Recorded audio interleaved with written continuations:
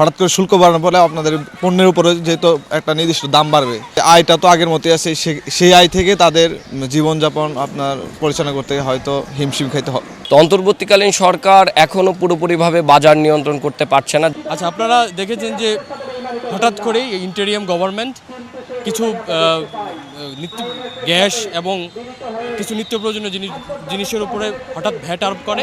এতে প্রকাশ্যই এতে খুবই স্পষ্ট যে মানুষের নিম্ন আয়ের মানুষের উপরে চরম প্রভাব পড়বে।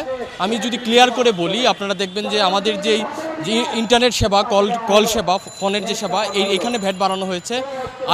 আরেকটা পরিষ্কার করে যদি বলি যে গ্যাসে এলপিজি গ্যাসে ভ্যাট বাড়ানো হয়েছে। এই দুইটা সরাসরি আমাদের আয়ের সাথে জড়িত, এই দুইটা সরাসরি আমাদের জীবনের প্রতিদিনের যে ব্যয়ের সাথে জড়িত। এই দুইটা একেবারে নিম্ন আয় থেকে শুরু করে উচ্চ আয় পর্যন্ত সকল মানুষের উপর প্রভাব বিস্তার করবে। আচ্ছা, গ্যাসের সাথে এখানের উৎপাদন জড়িত, গ্যাসের সাথে এখানকার বন্টন প্রণালী জড়িত, গ্যাসের সাথে পরিবহন খাত জড়িত। তো এইসবের সাথে স্বভাবতই মানুষের উপর নতুন করে একটা প্রভাব পড়বে মানুষের জনজীবনে। আমরা চাইবো আমরা একটা নতুন বাংলাদেশে যেই বাস্তবতায় যেই সংস্কারগুলো চেয়েছিলাম, যেখানে যে মানুষের জীবন মান উন্নয়ন হবে, মানুষের দৈনন্দিন জীবন মান উন্নয়নের জন্য যে কাজগুলো করার দরকার ছিল ইন্টারিয়াম গভর্নমেন্টকে, তারা সেই দিকে ফোকাস না করে আমার মনে হচ্ছে যে তারা হচ্ছে যে খুব বেশি যেই সংস্কারগুলো আরও পরে করা দরকার, যে সংস্কারগুলো যে কাজগুলো আর পরে করার দরকার, সেগুলোতে তারা বেশি ফোকাস করছে। যেই কাজগুলো যেখানে কাজ করলে খুবই দৃশ্যমান মানুষের কাজে দিবে, দৃশ্যমান দেখা যাবে যে মানুষ স্বস্তিতে ফিরছে, সেই কাজগুলো তারা করছে না। উল্টো তারা এরকম নিত্য প্রয়োজনীয় পণ্য সামগ্রীর মধ্যে তারা ভ্যাট আরোপ করছে। এটা এই মুহূর্তে এই দেশের মানুষের উপরে, এই মুদ্রাস্ফীতির সময়ে মানুষের উপরে একটা মরার উপর খরার ঘা হিসেবে উপস্থিত হবে বন্ধুগণ। ফ্যাসিবাদী হাসিনাকে হটানোর পরে বাংলাদেশের মানুষ যে অন্তর্বর্তীকালীন সরকার আছে তার উপর অনেক আশা আছে।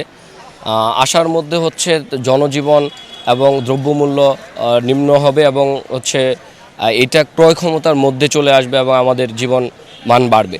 তো অন্তর্বর্তীকালীন সরকার এখনও পুরোপুরিভাবে বাজার নিয়ন্ত্রণ করতে পারছে না, যেটা আমরা অনেকটাই আশাহত। তবে আমরা চাই যে সরকার সফল হোক, সরকার বাজার নিয়ন্ত্রণ করুক, সিন্ডিকেটগুলো ভেঙে দিক এবং বছরের মাঝামাঝি সময়ে এসে ব্যাড ট্যাক্স যে বাড়ানো, এটা আসলে জনসাধারণ এবং সাধারণ মানুষের উপর একটা চাপের সৃষ্টি হবে, যেটা আমরা আশা করব যে সরকার এটাকে নিয়ে ভাববে।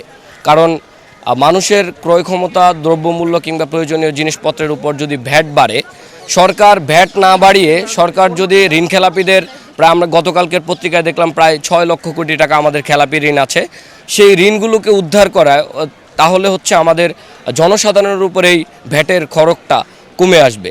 তাহলে আমরা অন্যভাবেই রিজার্ভকে ম্যানেজ করতে পারবো।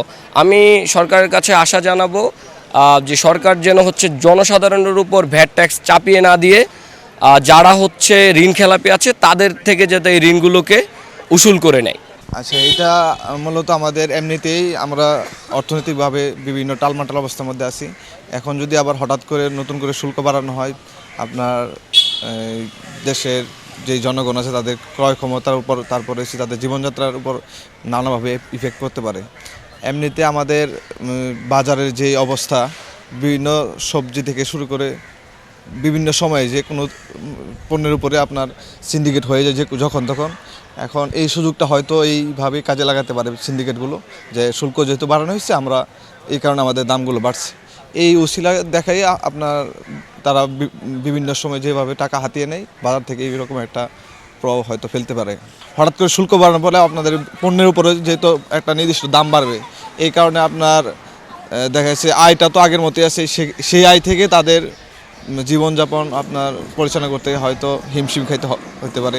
এমনকি বড় ধরনের ইকোনমিক একটা ধাক্কা আমাদের ফেস করতে হতে পারে। সরকারের পক্ষ থেকে আমার মনে হয় একটা আলোচনা বা একটা সমঝোতা আসা উচিত।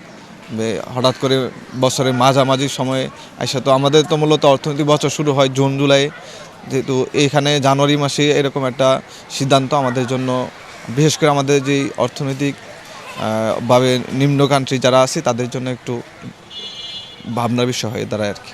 যে এটা সরাসরি প্রভাব তো হচ্ছে আমাদের দৈনন্দিন জীবনে একদম সরাসরি প্রভাব আছে। কারণ হচ্ছে আমাদের যে বর্তমান হচ্ছে অর্থনৈতিক যে হচ্ছে স্টেবিলিটি তো নাই, অর্থনৈতিক সব কিছুই হচ্ছে আনস্টেবল অবস্থায় আছে। তো মানুষের ইনকাম মানে বাজারের সাথে হচ্ছে মানুষের ইনকামের যদি সামঞ্জস্য না থাকে, তাহলে হচ্ছে যদি হচ্ছে কোনো অর্থনৈতিক ইয়া ছাড়া যদি আমাদের এটা মানে বাড়িয়ে দেওয়া হয় আর কি, তাহলে সেটা তো আমাদের সরাসরি প্রভাব থাকবে আর কি। ইনকামের সাথে যদি বাজারে তারতম্য হয় তাহলে তো সরাসরি আমাদের উপর এটার প্রভাব থাকবেই। আমরা চাই যে আমাদের অর্থনৈতিক প্রগ্রেসের সাথে যেন এই ট্যাক্সের পরিমাণটা ব্যালেন্স করা হয় আর কি। জনজীবনে হচ্ছে আপনার বাজার হচ্ছে মানুষের যে হচ্ছে ইনকাম নর্মাল ইনকাম থাকে, সেটা দিয়ে তাকে হচ্ছে পরিবারে সাফার করতে হবে। সে যেই 100 টাকা দিয়ে যেই পণ্য কিনতে পারতো, সে সেটাতে পারবে না, 120 টাকা লাগবে, যেরকম হচ্ছে বাড়িয়ে দিচ্ছে।